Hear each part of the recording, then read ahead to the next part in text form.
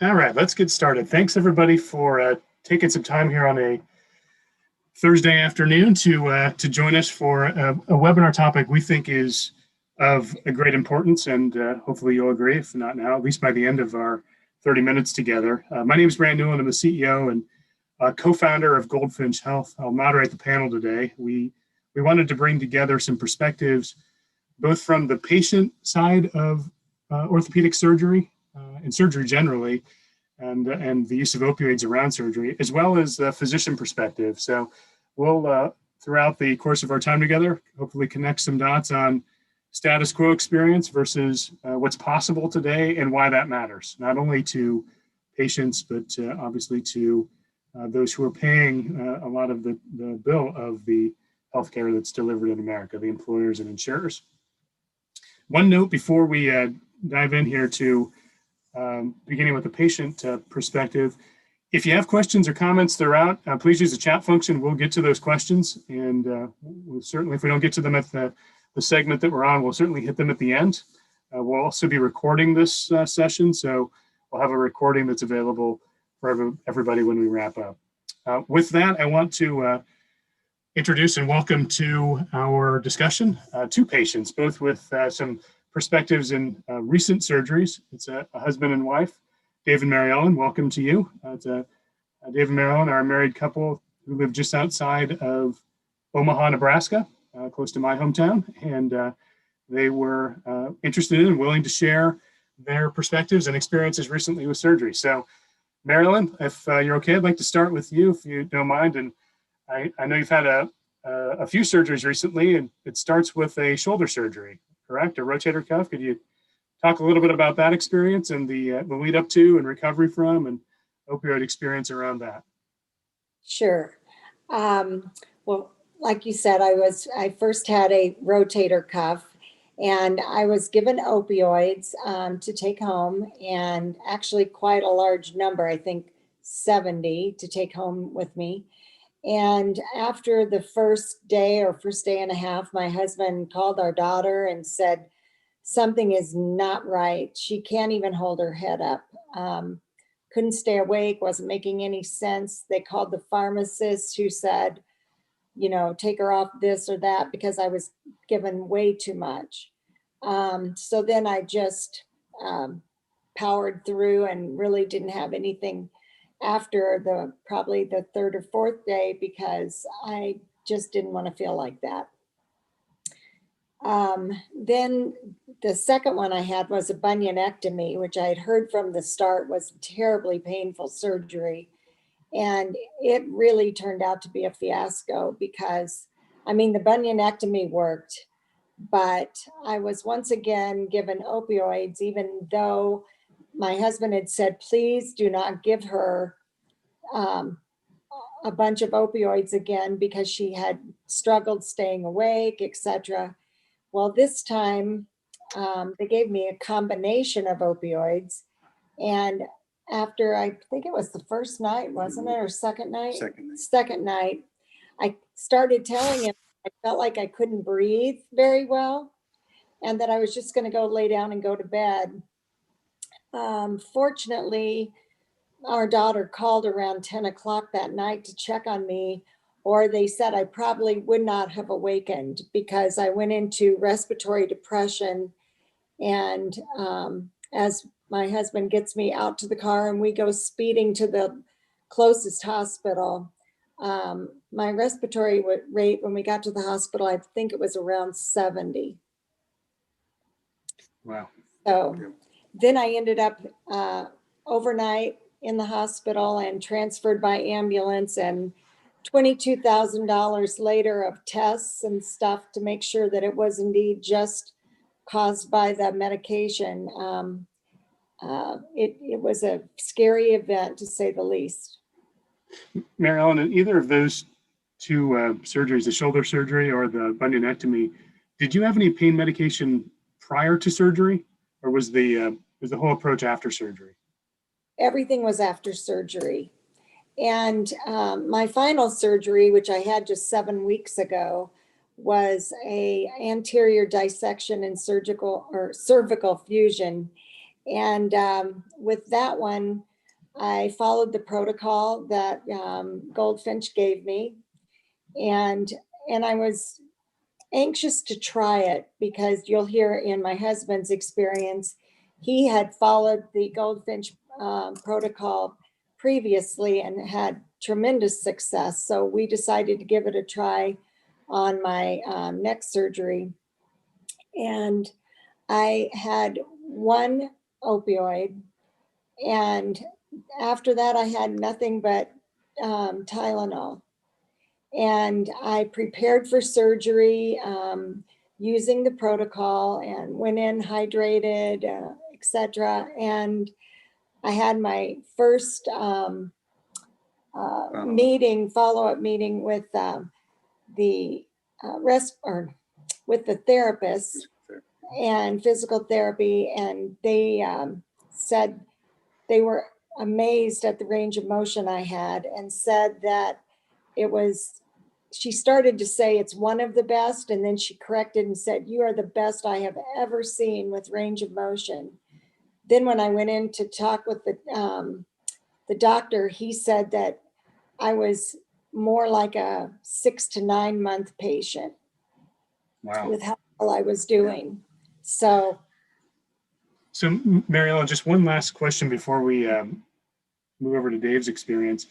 On the last surgery, the cervical surgery, you did have pain medication prior to surgery in that case? And what were some of the other differences between your first two surgeries and this last one? Tylenol and keeping hydrated. The Tylenol and keeping hydrated. I mean, I had prior to, I had some Celebrex and the Lyrica. Okay. Which was different from the time before. But afterwards, I had, like I said, they sent me home on one pill, I think. And then after that, I didn't feel the need for any. And I came through like a champ. It was really very easy. I couldn't believe it. Well, that's fantastic. I'm glad to hear that the recovery is going so well on the recent surgery, and it's just great news. So, Dave, let's turn the tables over to you. So you've had a couple of recent surgeries also, and including 2 shoulder surgeries. That's correct. You want to share with everyone the experience of the first surgery and the lead up to, and kind of how that played out, and then what happened with the second surgery? Well, I did have a gallbladder taken out. I had a gallbladder attack, ended up in the emergency room last December. But again, following the protocol, and gallbladder, is a little bit different from the shoulder surgery, and I came through that without anything. That was kind of a breeze. But my first shoulder surgery was in March 9th, and rotator cuff.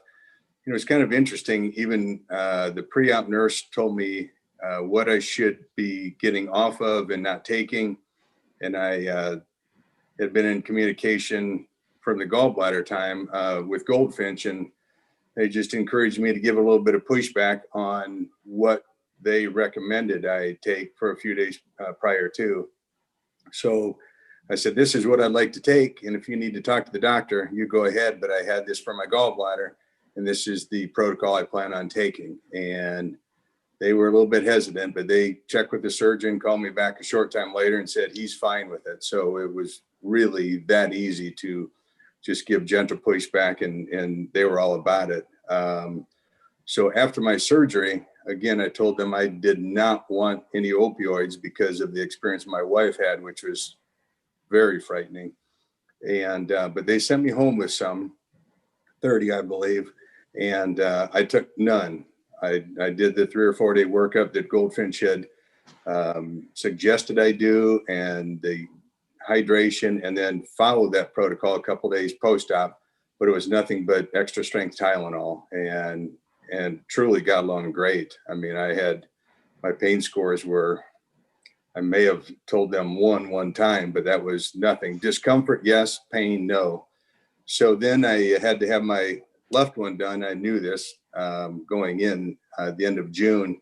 So obviously I followed the same thing, got the same type of pushback. And I said, no, just check with them. This is what I did before. And again, I'm not sure I even took extra strength Tylenol, but maybe 2 days post-op. So got along great, doing good.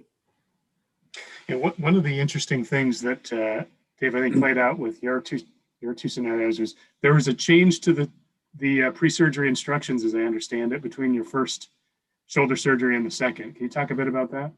Yeah, there was indeed. The pre-op nurse was telling me what to expect when I went home and everything, to make sure I took my opioids. And I explained to her what I was planning on doing, which was what Goldfinch had, suggested I do. And she kind of chastised me a little bit, not to be thinking I'm not taking any opioids, and I'd get behind the curve and would be in pain. She happened to be the one that called me a day or two post-operatively and asked me how I was doing. I said, great. And by the way, I took none of these, which she was astounded with. And the pre-op instructions that you get mailed to you prior to, there was a change before the second one. And that had to do with, with taking opioids, and the fact that, you may be sent home with something, but the patient is in charge of how much of that they take or how much of that they need. And which I was very happy to see that at least there was, obviously had been some discussion on opioids and the effect they can have or not have. And that, if a patient has those and you really need those, then by all means take one or two, but not a month or two's worth. So that was nice to see. And Dave, how are the shoulders doing now? Great. They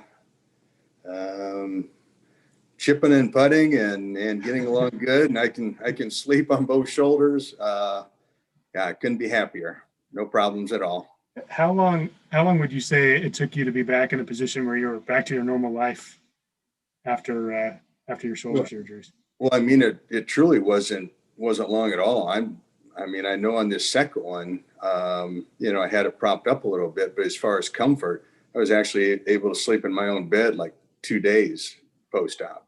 Wow. And sitting up, which was different from the first one. But other than having my arm in a sling and being careful, to do things just one-armed, I went about it very quickly. I'd say even within maybe the first week. Yeah. I got up and I was moving after just a few days. So that's no big deal. Fantastic. And I was with my neck brace. I had my neck brace off after 1 week, and I slept in bed the first night. And then after 2 weeks, I was driving all over, and it's crazy. It doesn't even feel like I had surgery. Now we got to be, we've been careful. So, Yeah. She was driving, but carefully, but at least you can get on and live your life. Yeah. Great. Thank you both for sharing your perspective. I wanted to transition over to Dr. Dasa, and I'll introduce Dr. Vinod Dasa is an orthopedic surgeon and associate professor of clinical orthopedics at LSU Health in New Orleans. And glad to have you today, Dr. Dasa. I've got a few questions for you. There's a lot to talk about, and I think some great experiences highlighted by Dave and Mariella. And before we get there, I just want to point out a few things and kind of set the stage here. So it is the situation that somewhere between 7 and even I've seen as high as 20% of surgical patients, not just orthopedics, but surgical patients, end up as persistent opioid users, and surgery has been characterized as the number one gateway to persistent opioid use and addiction. And recent research has shown that despite everything that's been said about opioids and the opioid epidemic and all of the news coverage, that in certain places, in certain surgeries, opioid use is not only not going down, it's going up. In fact, there was a recent orthopedic related study that showed that as many as 60% of patients 1 month post-op were still using an opioid. And that's in this scenario where persistence can set in as soon as day 5 post-op. So all of that is to say, how did we get here with opioid use in surgery? All right. So let's go back to that slide. Yeah. So this is a recent research paper that was done in JAMA. And what they looked at was the impact of what the physician does in the surgery and what the hospital does. And what we found is about 25% of the success of the surgery, believe it or not, is physician related. You may intuitively think it should be higher. 75% of the success of surgery is somewhat managed by the hospital. Now, a majority of the processes managed today by the hospital have been optimized over the past 10 years because hospitals, as part of the ACA and the changes in value-based care, have been incentivized to really get those processes down. So whether it's patient education, ensuring it's the right site surgery, the post-operative physical therapy, those kinds of things have been optimized quite a bit. But when we look at the actual physician and the performance of the individual physician, and if we look and see what the physician can influence, that aspect of surgery has really not been optimized to the extent that it can be.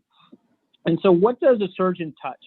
They touch the type of analgesia or pain control, both pre-op or before surgery, around the time of surgery, and then afterwards.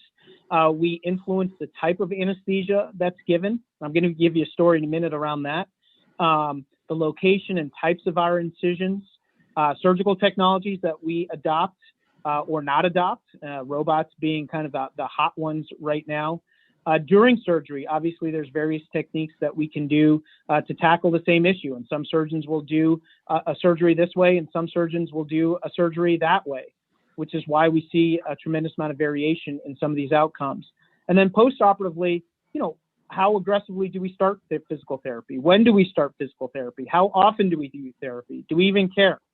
Do we have our PA manage everything and I just check out and, put in my professional fee and off we go and I get my reimbursement, right? So surgeons obviously control a fair amount here. And the system in which we're in influences how much of that I can manage. So I did a knee replacement about, I want to say 6 or 9 months ago. It was a patient that had a complex knee replacement where I actually needed to do the surgery with a plastic surgeon. So I had to tag team the surgery because we had to do a flap and some other things. Now the challenge was the plastic surgeon didn't come to my hospital where I work, and I've got kind of my system set up and it's kind of an automated thing, and I've optimized most everything around knee replacements here. But I had to go to the hospital where the plastic surgeon was because I had privileges there, but he didn't have privileges here. So I went there and, we did all my typical preoperative routine. And right before surgery, you have to go sign the patient's leg. We have to initial it and make sure everything's good. And I talked to the anesthesiologist, just met them that day. And the anesthesiologist asked me, what kind of anesthesia I want. And I said, I want to do A, B, C, and D. He says, well, we can do A, B, and C, but we don't do D. So I said, okay. I want to do this nerve block. That's my standard routine. I said, that's how we do it at my hospital. He said, yeah, but we don't really do that here. And I said, all right, you may not do it, but I want you to do it. He said, well, we haven't really done it, so I can't do it. So I said, okay, I guess we're not doing it. And, because we're about to roll to the operating room. So needless to say, what happened was after surgery is the patient got admitted and she needed opiates after surgery, and she was miserable and she had a lot of pain, right? Because I didn't have complete control over that aspect of care. The anesthesiologist was able to deliver probably about 75% or 80% of what I was expecting and what I wanted, but not the balance of it, right? And so you start to see where variation starts coming into play and how much influence and how much control I have as a surgeon and what the system is able to deliver to what I need. And so in our program here, we've been doing outpatient total knee replacement since 2013. We've dropped our opiate use over time to the point where now about 50% to 2/3 of our total knee replacement patients are opiate free. And that's because I've been able to manage their pain and their function with an ecosystem of solutions, innovations, partnering with our anesthesia department, working with them to develop best practices, utilizing these enhanced recovery protocols to the point now where in the state of Louisiana, you can see we get these dashboards now that the state sends to us. They monitor our narcotic use and prescriptions as physicians.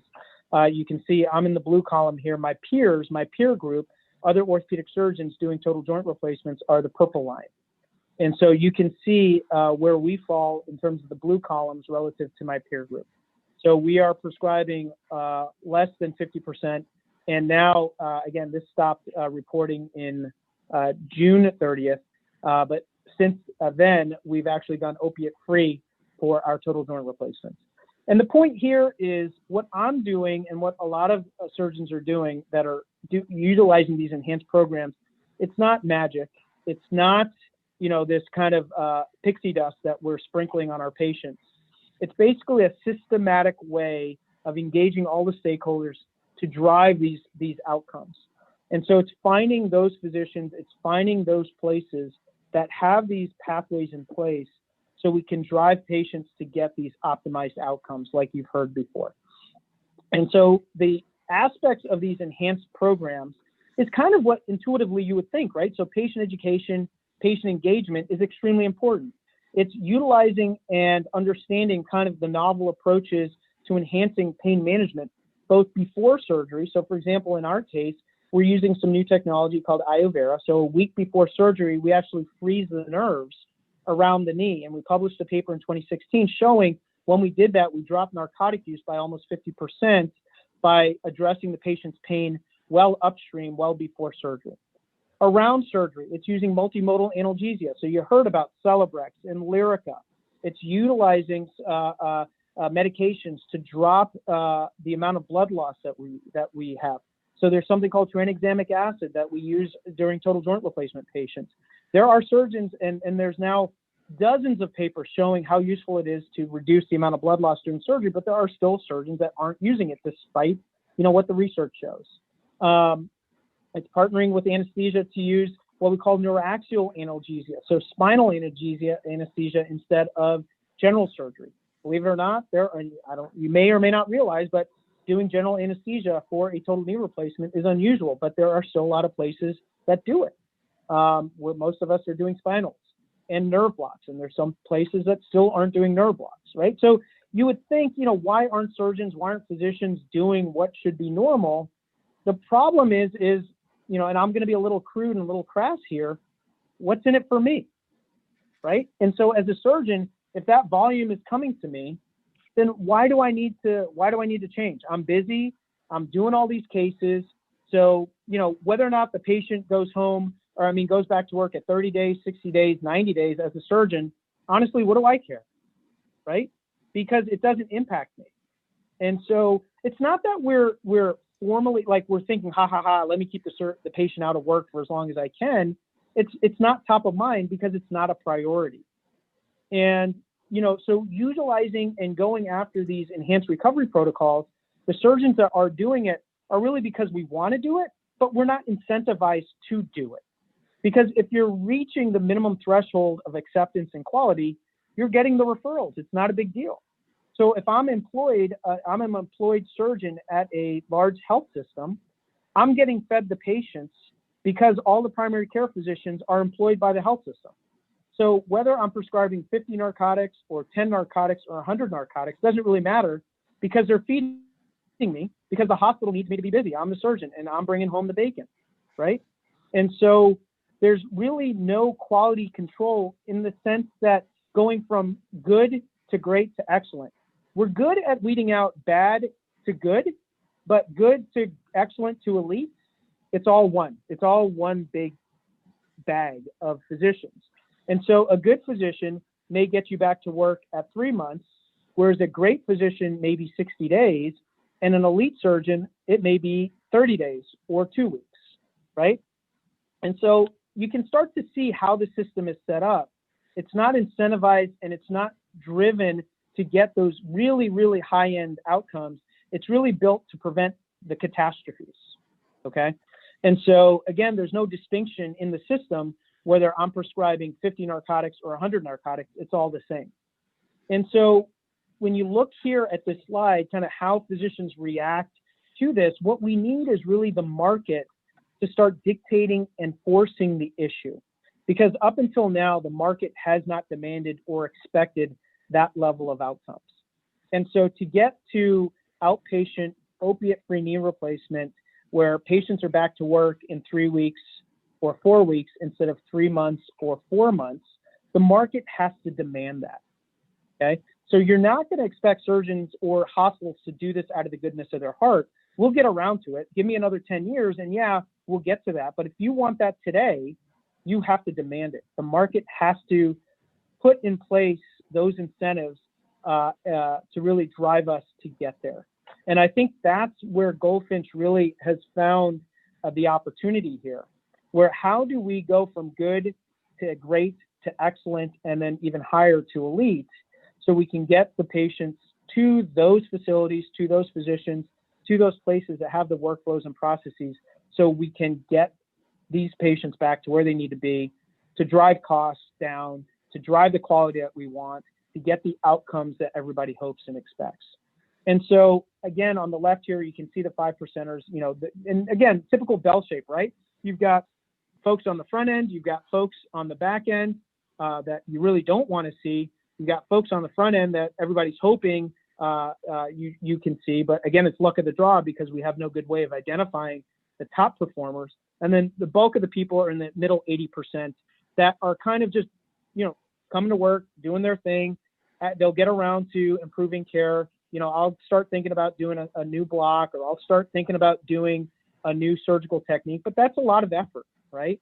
So why am I going to do that? You know, when am I going to get around to doing that and reading that research and adopting those new pathways and protocols?